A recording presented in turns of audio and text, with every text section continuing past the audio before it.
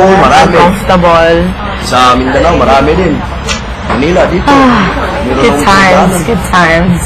Yeah. Cebu, lalo ng Cebu. Ormo. He shouldn't make excuses. He's not living in. Yung Ayan Will Tulyang. That's what irritates me. Yung malaking suga. Nasa The most.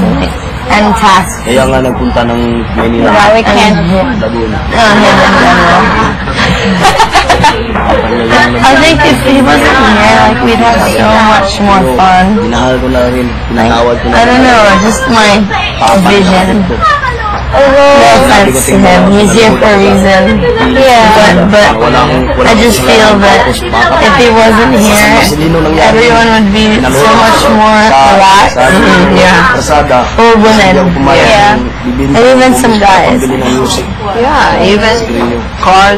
Yeah, I can't stand it anymore. May pamilya pala. Kigoy wasn't here, Pag 15 years old, a lot of people would be more relaxed.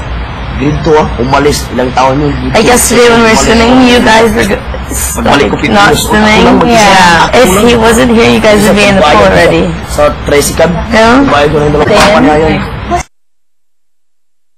Looking at me, like, lakas. Inisip ko. Papa ng kapatid ko. Mahal kong kapatid ko. Yeah, all of you. Laki ng kasalanan. Except for me and Cassie. He makes us Actually, hindi niya ako inaano. Bunso kasi Yeah, me too. I try not to think about it. Diba, parang, okay. Yesterday when we Pero with Ate Ben's situation, at any moment, Kigoy will step on. how he looks at me, it's so... Sorry. That's what I told him. When he was standing next to it, I was like, Kigoy, if you get in, I'm going into the big pool. So don't come in. And then, That's the way he... What did he tell you exactly? Makaluan ng... wow, Joya. Ha? Ang sexy mo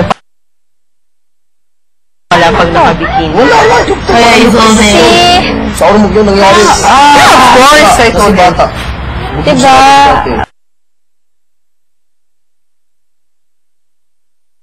Kasi, Jack ito, Jack.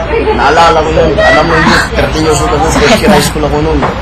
Bago ko lumakas. Alam mo din, It's a human being. pag ikot ng It's not a doll. So, ikot siya. Ganun. Tapos so ako,